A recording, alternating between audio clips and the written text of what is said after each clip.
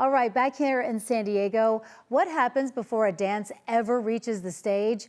The Rosin Box Project is giving audiences a rare behind-the-scenes look at how contemporary ballet is created through its upcoming incubator lab. Carly Topazio and Alexandra Schooling join us now with a sneak peek. Ladies, thanks so much for joining me. Thanks for being here. Okay, so Carly, let's start with you. For people who may not be familiar with what your troupe does, what makes this company and its approach to contemporary ballet different from others? Absolutely. So the Rosin Box Project was founded in 2018, and we are the premier contemporary ballet company here in San Diego. So based in classical ballet, but the contemporary aspect of it is that we blend a lot of different movement styles and dance styles, really with the focus on creating new and relevant work. So work that is reflective of, our contemporary world today. And another really big aspect and mission of our organization is reimagining the way that both artists and audiences not just connect with, but experience dance. So new frontiers, new way of looking at things and new ways of connecting audiences with dance and with artists. More than just the traditional form of ballet, you're trying to make it feel more current maybe to people, right? Oh, absolutely. Yeah. So explain, one way you're doing that is through this new incubator lab that you're going to have at Liberty Station, not this weekend, but the next weekend. Explain to people what that's going to be like.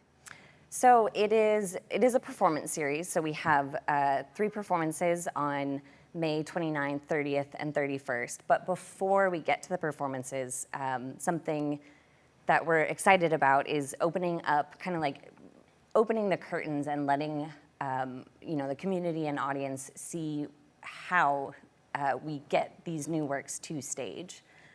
So one thing that we're really proud of is that since 2018, we've commissioned just shy of 60 premieres, new works to date.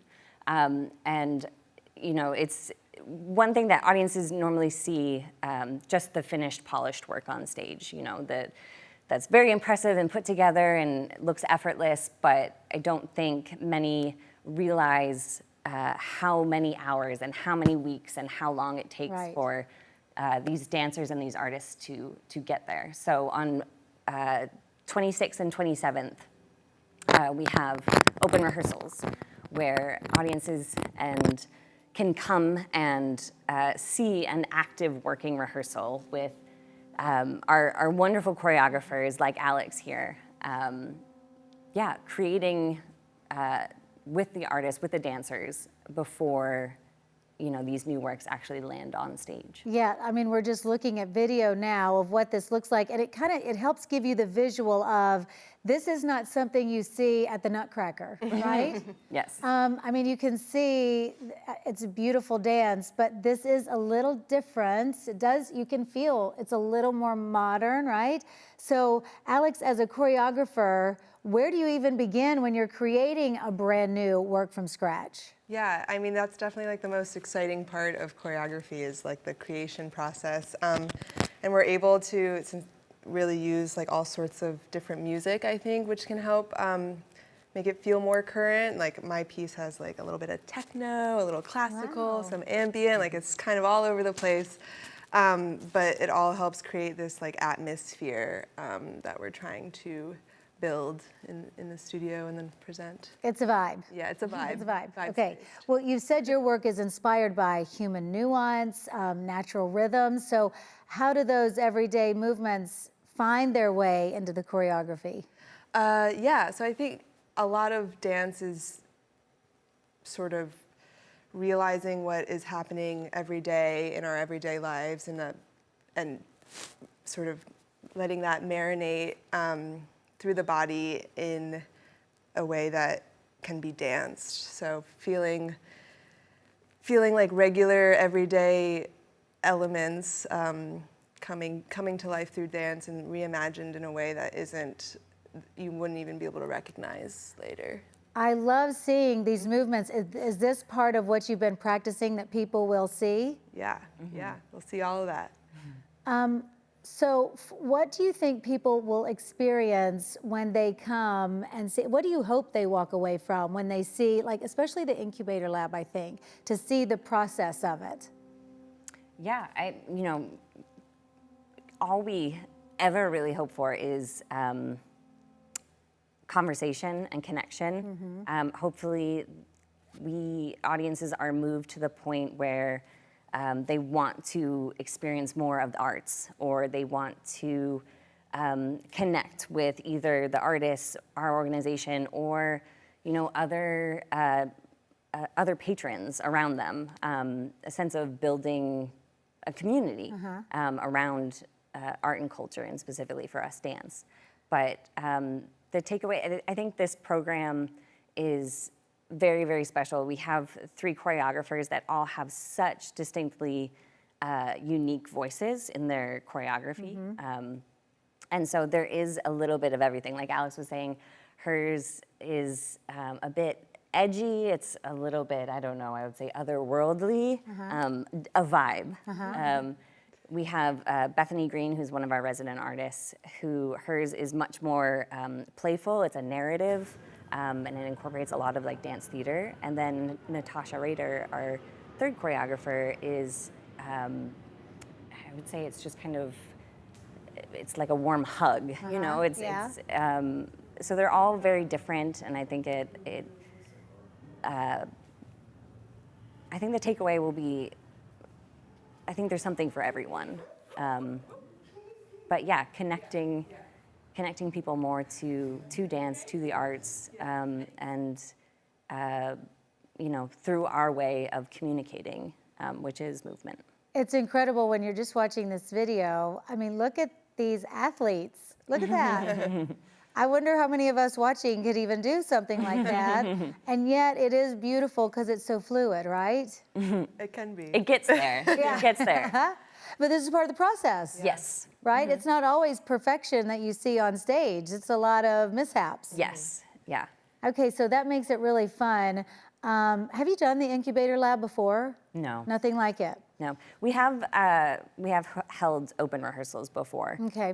But we haven't really ever put it in kind of like a public setting. And this is something that we really wanted to not just present, bold performances, but we want the public to be more connected to the process, to what we do, because a lot of the time, we throughout the course of the season, we present about 4 programs a year.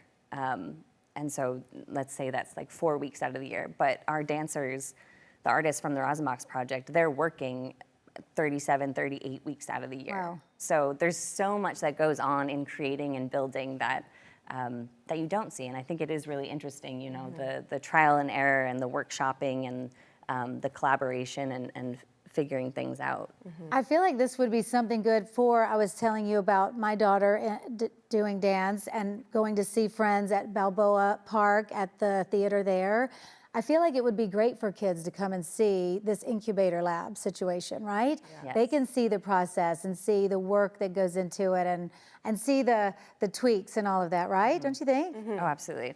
We've invited quite a few schools, Okay, performing that's arts cool. schools and dance schools in the area. Will they be able to talk to you and ask questions or no? Yes. Yes, they will. And Oh, that's after the cool. performances as well. So That's performances awesome. Friday, Saturday, Sunday. After the show, there is an artist talk back. So it's opened up to the audience to ask questions, which is what we love. Yeah. We love questions. Okay, so let's make sure that we tell people how to get tickets and all of that stuff. What do they need to know? Yes, tickets you can find through our website, the Rosin, ROSIN, boxproject.com, and Incubator Lab. The process events that are open rehearsals are on May 26th and 27th. Okay. And performances are May 29th through the 31st. Alex, are you from San Diego? No, I am not. Originally from Pennsylvania. Carly and I actually went to high school together Oh, that's on the East awesome. Coast. Amazing. So it's really cool to End up here. Exactly, yeah. So it takes a lot of work to finally be able to do something like this. Yes. Big time. Yeah. Okay, what do you hope that audiences leave with after this incubator lab? I hope that they feel just like inspired. I think seeing dance live is such a special experience, and it'd be great if audiences came away with just almost like an indescribable feeling that they have from seeing these 3 like different works in different places. That's so cool. Yeah. So it will be 3 different, so your 3 different choreographers each have like a chapter in it? Yes, so for the performances, all 3 of the new works, you can see all 3 of them each performance. But for our open rehearsals, you can experience Alex's process as well as Natasha Rader's process on Tuesday, and then Bethany Green's process behind the scenes on Wednesday. So cool. All right, girls, thanks so much for joining us. We appreciate you and explaining this. It sounds so cool. Very cool that we have this in San Diego. Thanks so much. And we'll make sure that we put a link to that on our website at cbs8.com.